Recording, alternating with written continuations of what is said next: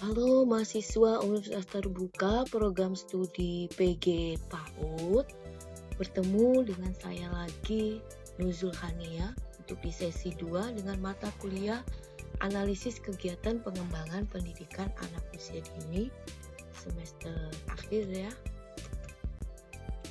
Kita sudah pernah bahas bahwa mata kuliah analisis ini adalah kegiatan mata kuliah praktek di mana nanti nilai akhir teman-teman ditentukan oleh laporan praktik yang kalian kumpulkan. Adapun capaian pembelajarannya bahwa kalian dituntut mampu melakukan penelitian kelas secara sederhana dengan menggunakan observasi, wawancara, dan pengumpulan dokumen serta menganalisis hasil penelitian tersebut. Kemudian juga kenapa sih pendidikan anak usia dini ini perlu melakukan analisis? Ya karena tujuannya adalah untuk mengevaluasi. Jadi untuk mengevaluasi apakah yang sudah kita lakukan itu sudah sesuai atau sudah tepat, apakah dalam memilih stimulasi untuk perkembangan anak usia dini juga sudah tepat. Nah, jadi tujuan kita melakukan analisis adalah untuk hal tersebut. Ya, sebenarnya mata kuliah analisis kegiatan pengembangan pendidikan anak usia dini ini memang dikhususkan supaya mahasiswa dapat berpikir secara kritis. Tapi tidak menutup kemungkinan bagi pendidik PAUD di seluruh Indonesia juga bisa menyimak video ini guna untuk mempersiapkan kegiatan berikutnya dan mengevaluasi apakah kegiatan yang sudah diberikan kepada anak usia dini ini sudah dilakukan dengan tepat. Bagaimana orientasi mata kuliah ini? Jadi orientasinya memang mengajak mahasiswa supaya berpikir kritis, yaitu bermula dari mahasiswa mencari data, menemukan fenomena-fenomena yang unik menurut dirinya. Fenomena tersebut dilihat dari semua kegiatan yang dilakukan oleh anak usia dini, baik itu kita lihat dari medianya, kegiatannya, pengelolaan kelasnya, stimulasinya, dan semua perkembangan yang berhubungan dengan anak usia dini. Setelah kita menemukan keunikan tersebut, kemudian mahasiswa itu mencari data dengan berbagai cara seperti melakukan observasi, wawancara, dan dokumentasi. Nah, kita simak video ini ya. Nah, teman-teman tahu bahwa keberagaman kegiatan pada pendidikan anak usia dini itu meliputi banyak hal.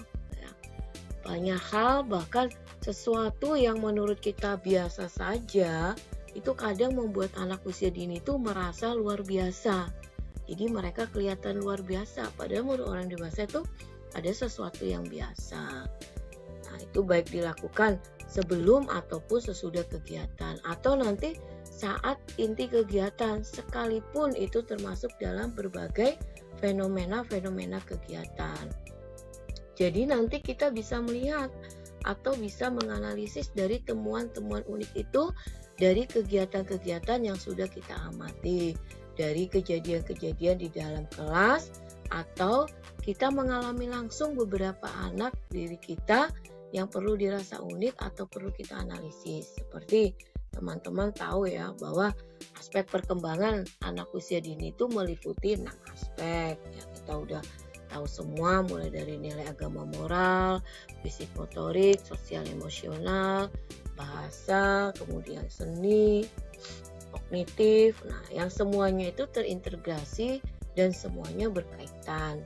Jadi berkaitan dalam satu kegiatan. Nah, pada saat kegiatan itu pasti biasanya akan memunculkan bermacam-macam aspek perkembangan kegiatan, bisa memunculkan semua aspek. Nah, tentunya juga hanya satu beberapa aspek. Artinya anak-anak itu memiliki kelebihan dari 6 aspek itu. Bisa satu aspek yang dia unggul atau 2 aspek saja yang dia unggul. Nah, jadi analisis kegiatan pengembangan anak usia dini ini dilakukan pada kegiatan pengembangan atau layanan tiga kegiatan layanan, yaitu TPA, kelompok bermain, dan TK atau RA. Untuk analisis ini kita khususkan pada 3 kegiatan tersebut. Nah, tentunya juga nanti akan berbeda ya, dengan usianya juga akan kita bedakan. Usia yang dipilih juga nanti akan berbeda. Lalu apakah TK, TPA, KB itu sama? Itu adalah sama-sama layanan pendidikan bagi anak usia dini, di mana layanan pendidikan itu dapat mengolah, menstimulasi, mendampingi semua anak usia dini sesuai dengan tahap perkembangannya dan usianya. Kegiatan, media, cara menstimulasi, kemudian teori-teori tentunya berbeda. Jadi kita tidak perlu menuntut anak KB itu harus pintar seperti anak TK, atau anak KB harus pintar seperti anak TPA, anak TK harus pintar seperti anak SD. Nah, kita tidak menuntut semua itu, karena semua perkembangan anak itu berbeda-beda sesuai dengan usianya. Nah, kemudian nanti juga teman-teman ini akan banyak menemukan strategi-strategi pembelajaran.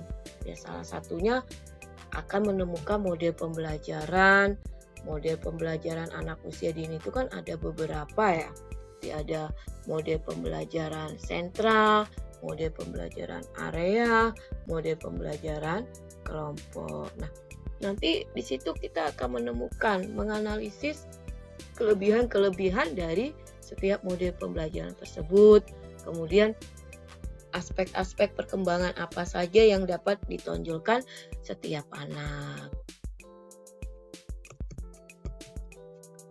Nah, jadi cara menganalisis kritis pada kegiatan pengembangan anak usia dini ini nanti kita akan melalui 3 tahapan ya. 3 tahapan seperti observasi, wawancara, dokumentasi. Apa itu observasi? Observasi itu berarti mengamati perilaku. Secara langsung kita melakukan pengamatan, kemudian melakukan pencatatan terhadap objek di tempat terjadi atau berlangsungnya peristiwa. Jadi kita langsung mengamati.